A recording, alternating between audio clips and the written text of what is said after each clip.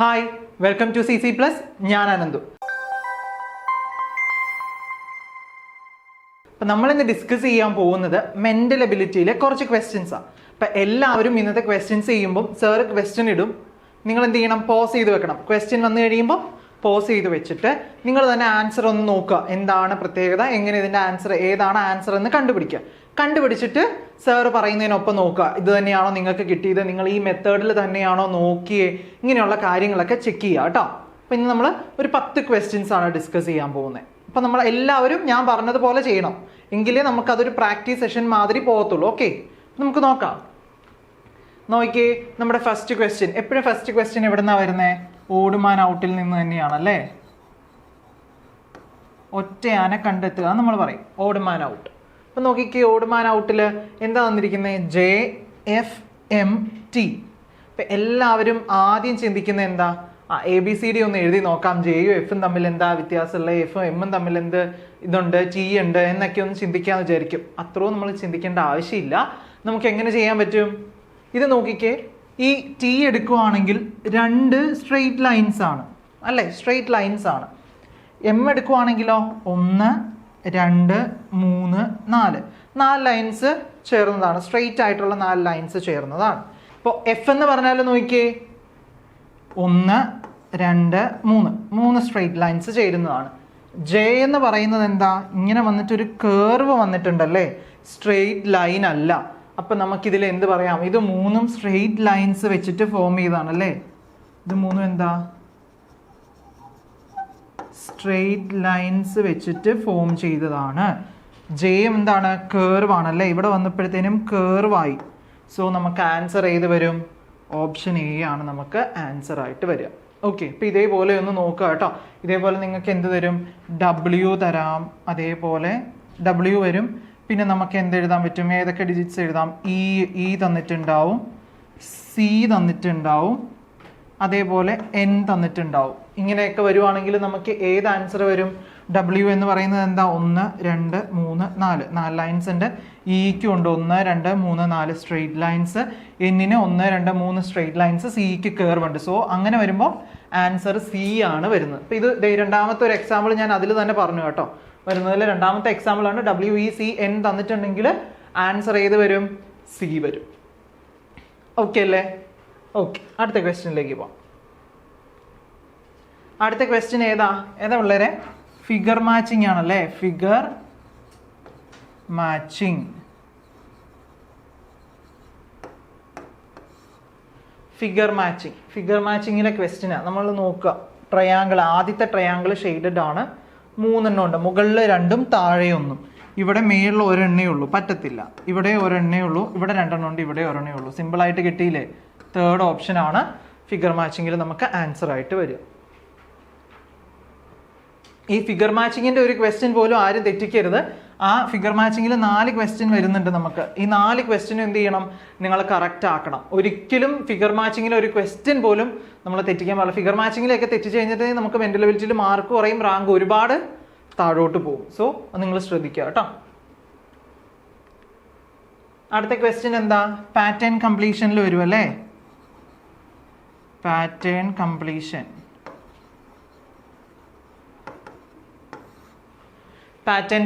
നോക്കിക്കേ, pattern completion എങ്ങനെയാ വന്നിരിക്കുന്ന? ഒരു ചെറിയൊരു ഫിഗറാണ്. നമ്മൾ എന്ത് ചെയ്യുക? അതിൽ തന്നെ ഒന്ന് വരച്ച് നോക്കുക. അതെ, ഇവിടെ നമുക്കൊരു സ്ക്വയർ പോലെയാണ് വരുന്നത് അല്ലേ. ഇതേ ഇങ്ങനെ വന്നു. ഇനി ഇതെന്ത് ചെയ്യണം? മേളിൽ വന്നിട്ട് ഇങ്ങനെ മുട്ടണം. ഇനി ഇതേ അതിൻ്റെ തന്നെ ഒരു വലിയ സ്ക്വയർ ഉണ്ട്, ഡയമണ്ട് ഷേപ്പിൽ. ഇത് ഇവിടെ ഉണ്ട്, കണ്ടോ? അതവിടെ വരച്ചു. ഇനി അടുത്ത ഒരു സ്ക്വയർ ഉണ്ട്, ദേ അതിനെ ഇങ്ങനെ കണക്ട് ചെയ്തു. ഇനി ദേ അതിന് മുകളിൽ വേറൊരു വലിയ സ്ക്വയറും കൂടെ ഉണ്ട്, കണക്ട് ചെയ്തു. അപ്പം എങ്ങനെയുള്ള ഫിഗറാണ് നമുക്ക് അവിടെ വരണ്ടേ? ഇങ്ങനെ ഉണ്ടാവും. അതേപോലെ അതിന് ക്രോസ് ഒരെണ്ണം വരുന്നുണ്ട്. അതേപോലെ അവിടെ നിന്ന് ഇങ്ങനെ വന്ന് മുട്ടുന്നുണ്ട്. വേറെ ഒരു വലിയ ഒരെണ്ണം കൂടെയും വരുന്നുണ്ട്. ഇങ്ങനെയുള്ളൊരു ഓപ്ഷൻ വരണം. ഏത് ഓപ്ഷന് നമുക്കിവിടെ പറ്റിയത്? ഇവിടെ ഒരു സ്ക്വയർ വരുന്നുണ്ടോ? ഇനി ഓപ്ഷൻസിലേക്ക് നോക്കുക.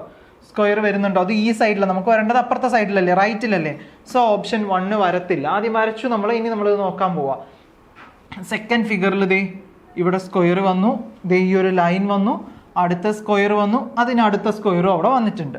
ഓക്കെ, ഇനി അടുത്തത് നോക്കിക്കേ, തേർഡിൽ ഇവിടെ എന്നും ഒരു ചെറിയ സ്ക്വയർ താഴെ ഇല്ല, ഇവിടെ ഇല്ല, ഇവിടെ ഇല്ല അല്ലേ. അപ്പം എന്ത് ചെയ്യാം, ഇതിനെ നമുക്ക് ക്യാൻസൽ ചെയ്യാം. ഇവിടെയും സെയിം രീതി തന്നെയാണ് അല്ലേ, മുകളിലാണ്. ഇത് താഴെയാണെങ്കിലല്ലേ നമുക്ക് അപ്ലൈ ചെയ്യാൻ പറ്റത്തുള്ളൂ, അല്ല. സോ തേർഡും ഫോർത്തും ഫസ്റ്റും അല്ല, ആൻസർ നമുക്ക് വരുന്നത് ഓപ്ഷൻ 2 ആണ്. ശ്രദ്ധിച്ച് ചെയ്യണം കേട്ടോ. എല്ലാവർക്കും അറിയാമല്ലോ, മെൻ്റൽ എബിലിറ്റിക്കാണ് നമുക്ക് 1 അവർ സമയം തന്നിരിക്കുന്നത് അല്ലേ. 1 അവർ സമയം ഇതിനുണ്ട്, മെൻ്റൽ എബിലിറ്റി ചെയ്യാനുണ്ട്. അപ്പം ഈ 1 അവറിൽ ഈ ക്വസ്റ്റ്യൻസ് ഒക്കെ ചെയ്യാൻ ഓരോ ക്വസ്റ്റ്യനും 50 ക്വസ്റ്റ്യൻ 40 ക്വസ്റ്റ്യൻ ഉണ്ടെങ്കിൽ 40 മിനിറ്റ് എടുത്ത് നമ്മൾ ചെയ്യേണ്ട ആവശ്യമുണ്ടോ? നമുക്ക് ഫിഗർ മാച്ചിങ് ഒക്കെ ഒറ്റ മിനിറ്റിൽ തന്നെ 4 ക്വസ്റ്റ്യൻസും ചെയ്യാൻ പറ്റില്ലേ? സോ അതേപോലെ നമ്മൾ ടൈം കുറച്ച് ഒരു 25 അല്ലെങ്കിൽ 30 മിനിറ്റ്സേ പാടുള്ളൂ കേട്ടോ. ഈ ഒരു സമയത്തിനുള്ളിൽ നമ്മൾ മെൻ്റൽ എബിലിറ്റി മൊത്തം തീർക്കണം. നമ്മുടെ 40 ക്വസ്റ്റ്യനും നമ്മൾ ഈ ഒരു ടൈമിലേക്ക്, നിങ്ങളുടെ എയിം എന്ന് പറയേണ്ടത് എന്താ, ഈ 40 ക്വസ്റ്റ്യനെയും ഈ സമയത്തിലേക്ക് എത്തിക്കണം. ഈ സമയത്തിൽ ചെയ്യാൻ പ്രാക്ടീസ് ചെയ്ത് ഈ സമയത്തിൽ നിങ്ങൾ എത്തിക്കണം. ഇതിൽ തീരണം, ഇതിൽ കൂടുതൽ നിങ്ങൾ എടുക്കരുത്. 10 മിനിറ്റ് ഇപ്പോൾ ഒരു 10 ക്വസ്റ്റ്യൻ നിങ്ങൾ ചെയ്യുകയെന്ന് വെച്ചാൽ 5 മിനിറ്റിനുള്ളിൽ നിങ്ങൾ തീർക്കാൻ നോക്കണം. 5 മിനിറ്റ് കൊണ്ട് നിങ്ങൾ ഡെയിലി പ്രാക്ടീസ് ചെയ്യുന്നവരാണെങ്കിൽ 10 ക്വസ്റ്റ്യൻ എടുക്കുക, 40 വേണ്ട, 10 ക്വസ്റ്റ്യൻ എടുത്തിട്ട് അത് 5 മിനിറ്റ് കൊണ്ട് ചെയ്യാൻ തീരുമാനിക്കണം. അങ്ങനെ ചെയ്ത് പ്രാക്ടീസ് ചെയ്യണം. അപ്പോൾ അതിൽ എളുപ്പമുള്ളത് മാത്രം എടുത്ത് 5 മിനിറ്റിൽ ചെയ്യരുത്. ടഫ് ആയിട്ടുള്ള ക്വസ്റ്റ്യൻസും വേണം. പേപ്പർ ഫോൾഡിങ്ങിലേക്ക് ക്വസ്റ്റ്യൻസ് ആണ് നമുക്ക് കുറച്ച് സമയം എടുക്കുക. അപ്പോൾ അതും നമ്മൾ എന്ത് ചെയ്യണം, ഇതിനോടൊപ്പം തന്നെ പ്രാക്ടീസ് ചെയ്ത് നല്ല രീതിയിൽ കൊണ്ടുപോകണം. ഓക്കെ, അപ്പോൾ നമുക്ക് അടുത്ത ക്വസ്റ്റ്യനിലേക്ക് പോകാം. അടുത്ത ക്വസ്റ്റ്യൻ നോക്കിക്കേ, ഫിഗർ സീരീസ് കംപ്ലീഷൻ ആണ്.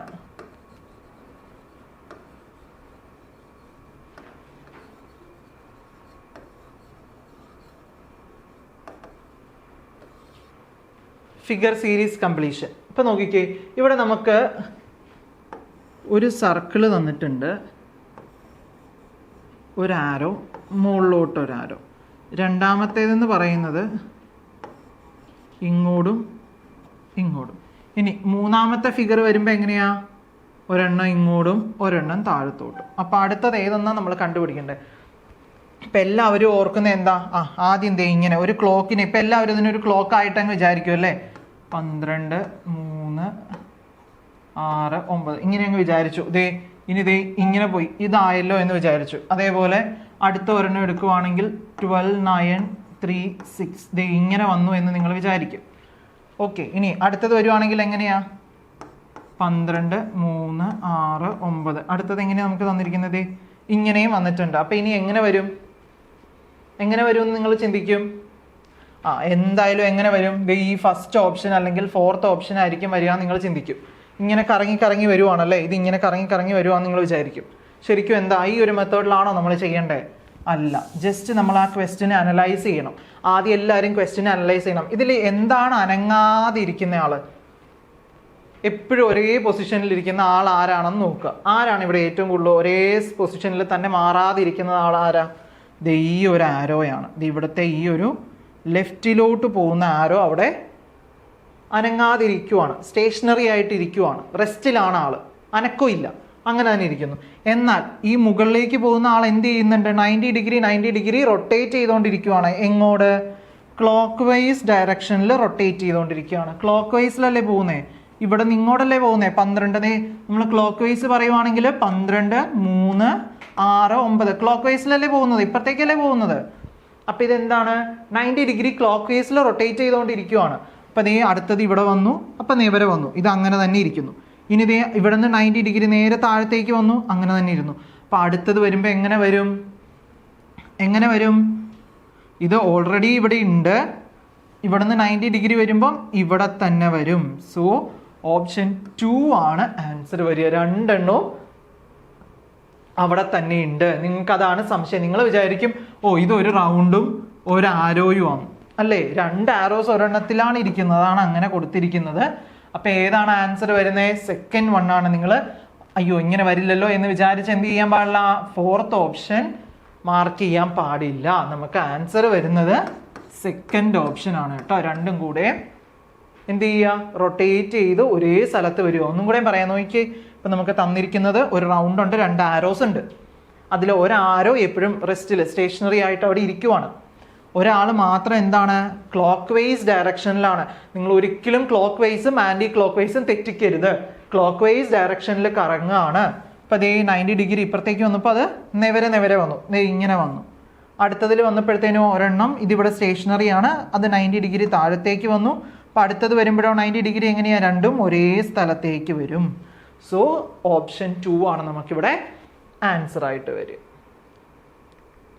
അപ്പോൾ അടുത്ത ക്വസ്റ്റ്യൻ നോക്കിക്കേ, എവിടെ നിന്നുള്ള ക്വസ്റ്റ്യനാ? അനലോഗി എന്നുള്ള ക്വസ്റ്റ്യൻ ആണ്.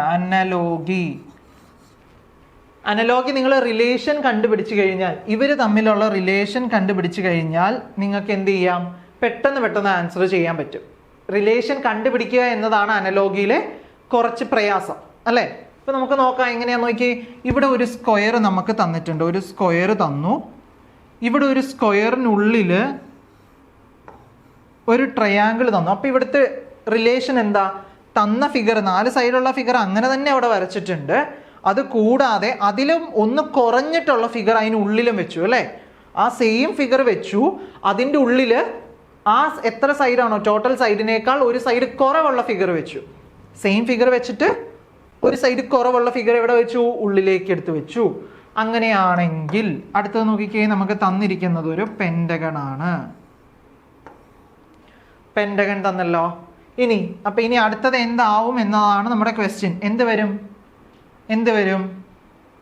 ആ പെന്റഗണെ ആദ്യം അങ്ങനെ തന്നെ വരയ്ക്കണം. അല്ലേ, നോക്കിയേ, ആ സ്ക്വയറിനെ അങ്ങനെ തന്നെ വെക്കുമല്ലേ ചെയ്തേ. സ്ക്വയറിനെ അങ്ങനെ തന്നെ വെച്ചു. അപ്പൊ പെന്റഗണെ അങ്ങനെ തന്നെ വെച്ചു. ഇനി ഇവിടുത്തെ റിലേഷൻ എന്താ? ഉള്ളിൽ ഒരു സൈഡ് കുറഞ്ഞിട്ടുള്ള ആളെ നമ്മൾ എടുത്തു വെക്കണം അല്ലേ. ഇപ്പൊ ഇത് 5 സൈഡാണ്. 5ൽ ഒരു സൈഡ് കുറവെന്ന് പറയുമ്പോൾ 4 സൈഡ് ഉള്ളത്. അപ്പൊ അതേ നമുക്ക് എങ്ങനെ വരയ്ക്കാം? ഇങ്ങനെ വരയ്ക്കാം. സോ ആൻസർ ഏത് വരും? എപ്പോഴെങ്കിലും വരുമോ? ഇതിൽ ഏതെങ്കിലും വരുമോ? ആദ്യമേ തന്നെ നമുക്ക് ഇതെല്ലാം കളയാം. കാരണം എന്താ? നമുക്ക് സെയിം ഫിഗർ തന്നെ വരണ്ടേ, ഇപ്പൊ പെന്റഗൺ തന്നെ വരണ്ടേ. ഓപ്ഷൻ 2 ആണ് നമുക്ക് ആൻസർ വരിക. ഓക്കെ, ഇപ്പൊ നമ്മുടെ CC+ൽ നവോദയ കോച്ചിങ് സ്റ്റാർട്ട് ചെയ്തിട്ടുണ്ട്. കുട്ടികളെല്ലാം നല്ല അടിപൊളിയായിട്ട് പഠിച്ചുകൊണ്ടിരിക്കുകയാണ്. അസസ്മെന്റ്സ് ഒക്കെ എഴുതി എല്ലാവരും എഴുതി കാണും. നിങ്ങൾ എല്ലാവരും ഒരു ഫ്രീ അസസ്മെന്റും എഴുതി കാണും അല്ലേ. അപ്പോൾ അതേപോലെ കുറേ ക്വസ്റ്റ്യൻസ് നമ്മളിങ്ങനെ ചെയ്ത് അതേപോലെ ആക്ടിവിറ്റീസ് ചെയ്ത് ക്ലാസ്സുകളൊക്കെ കേട്ടാൽ മാത്രമേ നമുക്ക് പെട്ടെന്ന് നവോദയയിലൊക്കെ എക്സാമിന് വരുന്ന ഒരു ക്വസ്റ്റ്യൻസ്, നിങ്ങൾക്ക് അറിയാലോ ഇപ്പോൾ എല്ലാ കോമ്പറ്റീറ്റീവ് എക്സാംസിനും ട്രിക്കൊക്കെ ഉപയോഗിച്ച് ചെയ്യുക, അങ്ങനെയുള്ള ടൈപ്പ് ഓഫ് ക്വസ്റ്റ്യൻസ് അല്ലേ. സമയം കുറച്ച് തന്നിട്ട് നിങ്ങൾ എങ്ങനെ നിങ്ങളുടെ IQ ഒക്കെ വെച്ചിട്ട് ചെയ്യണോ എന്നല്ലേ എല്ലാവരും നോക്കുന്നത്. സോ നല്ലൊരു കോച്ചിങ് എടുത്താലാണ് നമുക്ക് വേണ്ടപ്പെട്ട കാര്യങ്ങൾ മാത്രം കിട്ടത്തുള്ളൂ. നന്നായിട്ട് പഠിക്കണം അല്ലേ. എപ്പോഴും നല്ല രീതിയിൽ പഠിച്ചാൽ മാത്രമേ നമുക്ക് നവോദയ പോലത്തെ ഒരു വലിയ സ്കൂൾ അഡ്മിഷൻ കിട്ടത്തുള്ളൂ. അപ്പം നമ്മളിവിടെ സിലബസ് ബേസ്ഡ് ക്ലാസ് ആണ് കൊടുക്കുന്നത്. നിങ്ങൾക്ക് ഇപ്പോൾ 5th സ്റ്റാൻഡേർഡിൽ പഠിക്കുന്ന എല്ലാ സിലബസൊന്നും നമുക്കിവിടെ വേണ്ട എന്ന് നമുക്ക് പറയാൻ. ഈ പെർസെൻറ്റേജ് ഒന്നും കഴിഞ്ഞ പ്രാവശ്യം ചോദിച്ചിരുന്നില്ല, സ്പീഡ്, ഡിസ്റ്റൻസ്, ടൈം, ഇതൊന്നും നമുക്ക് വേണ്ട. ഇപ്പോൾ ഇനി നമുക്ക് പുതിയ നോട്ടിഫിക്കേഷൻ വരുമ്പോൾ എന്താവും എന്ന് അറിയത്തില്ല. എന്തൊക്കെ പോർഷൻസ് ആണ് നിങ്ങൾക്ക് ഇന്നാവുന്നത്, എന്തൊക്കെ ഇപ്പോൾ ഉള്ളതിൽ നിന്ന് റിമൂവ് ചെയ്യും, അതൊന്നും നമുക്കറിയത്തില്ല. പക്ഷേ എങ്കിലും നമുക്ക് സിമ്പിളായിട്ട് പഠിക്കാൻ പറ്റും. ഓക്കെ, അതേപോലെ നമുക്കൊരു പേഴ്സണൽ മെൻറ്റർഷിപ്പ് ഉണ്ടായിരിക്കും. ഒരു സാർ അല്ലെങ്കിൽ ഒരു ടീച്ചർ നിങ്ങളുടെ ഡൗട്ടൊക്കെ ക്ലിയർ ചെയ്യാനായിട്ട് അവിടെ ഉണ്ടാവും. അതേപോലെ വീക്ക്ലി എക്സാം ഉണ്ടാവും, ഇവാലുവേഷൻ പറഞ്ഞില്ലേ, അസസ്മെൻറ്റ് എല്ലാവരും എഴുതിയതല്ലേ, അസസ്മെൻറ്റ്സ് ഒക്കെ എഴുതിയതല്ലേ. ഇപ്പം തന്നെ അസസ്മെൻറ്റ്സ് നല്ല രീതിയിൽ അസസ്മെൻറ്റ് എഴുതിയാൽ മാത്രമേ നമുക്ക് എന്ത് ചെയ്യാൻ പറ്റുള്ളൂ, ആ എക്സാം ടൈം എങ്ങനെ മാനേജ് ചെയ്യാം, ഇങ്ങനെയുള്ള കാര്യങ്ങളെല്ലാം നമുക്ക് അടിപൊളിയായിട്ട് നോക്കാൻ പറ്റത്തുള്ളൂ. നമ്മളൊരു വർക്ക്ഷീറ്റ് ബുക്ക് പ്രൊവൈഡ് ചെയ്യുന്നുണ്ട്. അതേപോലെ തന്നെയാണ് നമ്മൾ ഓരോ മന്ത്ലി ഇപ്പം നമ്മൾ ഇപ്പോൾ വീക്ക്ലി നമ്മൾ 25 ക്വസ്റ്റ്യൻസിൻ്റെ ആണെങ്കിൽ നമ്മൾ മന്ത്ലി ആകുമ്പോഴത്തേന് 50 ക്വസ്റ്റ്യൻസ് അല്ലെങ്കിൽ 100 ക്വസ്റ്റ്യൻസിൻ്റെ എക്സാം നടത്തും. സോ ഇതെല്ലാം എഴുതി കഴിയുമ്പോഴത്തേനും നിങ്ങൾ നവോദയ സ്കൂളിൽ അഡ്മിഷൻ നേടാൻ എൻട്രൻസ് ഒക്കെ എഴുതി നല്ല ഫുൾ റാങ്കിൽ കയറി വരാനായിട്ടുള്ള മിടുക്കരാവും. ഓക്കെ, അപ്പോൾ നമുക്ക് ബാച്ച് ക്ലാസ്സസിൽ കാണാം. അപ്പോൾ നമുക്ക് അടുത്ത ക്വസ്റ്റ്യനിലേക്ക് പോകാം. നോക്കിയേ, അടുത്ത ക്വസ്റ്റ്യൻ വരുന്നത് എന്താ, ഏതിലെയാണ്? നമ്മൾ പസിലൊക്കെ കളിക്കുന്ന ആൾക്കാരാണല്ലേ. അപ്പോൾ ഇതിലേത് ജോയിൻ ചെയ്താലാണ് നമുക്ക് കറക്റ്റ് ആയിട്ടുള്ളൊരു ഫിഗർ കിട്ടുന്നതെന്ന് നോക്കണം. അപ്പോൾ ഏതായിരിക്കും ഇവിടെ പറ്റുക? എന്ത് ചെയ്യുക, നിങ്ങൾ ക്വസ്റ്റ്യൻ പേപ്പർ കിട്ടിക്കഴിയുമ്പോൾ അതിൽ തന്നെ ഒന്ന് വരച്ച് നോക്കിക്കോ. നിങ്ങൾക്ക് പെന്നാണുള്ളത്, പെന്ന് വെച്ച് വരച്ച് നോക്കിയോ, ഒരു കുഴപ്പമില്ല. ഇങ്ങനെ വരുന്ന ഒരാളാണ് നമുക്കുള്ളത്. ഇങ്ങനെ വരണമല്ലോ. ഇനി ഷേപ്സ് നോക്കിയേ, ഇങ്ങനെ നമുക്ക് താഴത്തേക്ക് പോയി ഇങ്ങനെയാണ് ഒരു ഷേപ്പ് കിട്ടുന്നത്. ഇങ്ങനെ വരണം, ഇങ്ങനെ ഒരാളെയാണ് നമുക്ക് വേണ്ടത്. അപ്പം നോക്കിക്കേ, ഇവിടെ ഏത് വരും? ഫസ്റ്റ് വൺ വരുമോ? ഇല്ല, ഇവിടെ ചെരിഞ്ഞാണ് ഇരിക്കുന്നത്. സോ ഇത് വരത്തില്ല. ഇനി രണ്ടാമത്തെ ഓപ്ഷൻ വരുമോ? ഇവിടെ ഇതേപോലെ കോർണർ പോലെ വന്നേക്കോ, അതും വരത്തില്ല. ഇനി മൂന്നാമത്തെ ഓപ്ഷൻ വരുമോ? വരാൻ ചാൻസ് ഉണ്ട്. നാലാമത്തെ ഓപ്ഷനോ വരുമോ? എന്താ പ്രത്യേകത? ഇവിടെ വലിപ്പം കൂടുതലാണ്, അതേപോലെ ഇതിനുള്ളിൽ എന്താണത്? ഇവിടെ നോക്കിക്കേ, ഇവിടെ ചെറുതാ, ഇവിടെ ചെറുതാ. ഈ ചെറുത് നമുക്ക് പറ്റുമോ? ഇവിടെ ഇല്ല, വലിപ്പം ഉള്ളത് വേണം. സോ ഇത് നമുക്ക് കട്ട് ചെയ്തു. ഏതാണ് ആൻസർ വരിക? ഓപ്ഷൻ 4. ഇതിലെ 4 ക്വസ്റ്റ്യനും, ഈ ഒരു പാർട്ടിലെ 4 ക്വസ്റ്റ്യനും നിങ്ങൾക്ക് ഈസി ആയിട്ട് ക്വസ്റ്റ്യൻ പേപ്പറിൽ പടം വരച്ചു കഴിഞ്ഞാൽ ആൻസർ കിട്ടും. ഇതേപോലെ പുറത്തൊന്നും പോകാത്ത രീതിയിലുള്ള പടം തന്നെയായിരിക്കും നിങ്ങൾക്ക് തരിക. അപ്പം നിങ്ങൾ എന്ത് ചെയ്യുക? അപ്പം അതൊന്ന് വരച്ച് നോക്കിയാൽ നിങ്ങൾക്ക് സുഖമായിട്ട് ഈ 4 മാർക്ക് ഇവിടെ നിന്ന് സ്കോർ ചെയ്യാൻ പറ്റും കേട്ടോ. അടുത്തതാണ് മിറർ ഇമേജ്. ഏറ്റവും ഇമ്പോർട്ടൻ്റ് ആണെന്ന് എല്ലാ ക്ലാസ്സിലും പറയുന്നല്ലേ മിറർ ഇമേജ്. അപ്പം നോക്കിക്കേ, മിറർ ഇമേജിന് നമ്മൾ കുറച്ച് റൂള് പഠിക്കുന്നുണ്ടല്ലേ. ആദ്യം നമുക്ക് റൂൾ ഒന്ന് നോക്കാം. എന്താ റൂൾ? എന്താ? ലെഫ്റ്റിലുള്ള ആൾക്കാരെ എല്ലാം റൈറ്റിൽ കൊണ്ടുവരണം അല്ലേ. ലെഫ്റ്റിലുള്ള ആൾക്കാരെയൊക്കെ റൈറ്റിൽ കൊണ്ടുവരണം. റൈറ്റിലുള്ള ആൾക്കാരെയൊക്കെ എവിടെ കൊണ്ടുവരണം? ലെഫ്റ്റിൽ കൊണ്ടുവരണം. ടോപ്പിലും അപ്പർ പാർട്ടും ലോവർ പാർട്ടും, അപ്പർ പാർട്ട് ലോവർ പാർട്ട്, ഇവർ രണ്ടുപേരും എന്തായിരിക്കും? കോൺസ്റ്റന്റ് ആയിരിക്കും, മാറ്റമൊന്നും ഉണ്ടാവില്ല. അപ്പൊ നോക്കിയാൽ ലെഫ്റ്റിലുള്ള ആൾക്കാരെ റൈറ്റിലേക്കും റൈറ്റിലുള്ള ആൾക്കാരെ ലെഫ്റ്റിലേക്കും, അപ്പർ പാർട്ടും ലോവർ പാർട്ടും കോൺസ്റ്റന്റ് ആയിരിക്കും കേട്ടോ. അപ്പൊ ഇനി നമുക്ക് ആ ക്വസ്റ്റ്യൻ ഒന്ന് ചെയ്യാം. നോക്കിക്കേ, എന്താ നമുക്ക് വന്നിരിക്കുന്നത്? ഒരു വലിയൊരു സ്ക്വയർ വന്നിട്ടുണ്ട്. അതിനെന്തെങ്കിലും മാറ്റം വരുമോ? ഇല്ല, അതങ്ങനെ തന്നെ വരയ്ക്കുന്നു. ഇനി 4 ഡിവൈഡ് ചെയ്തു.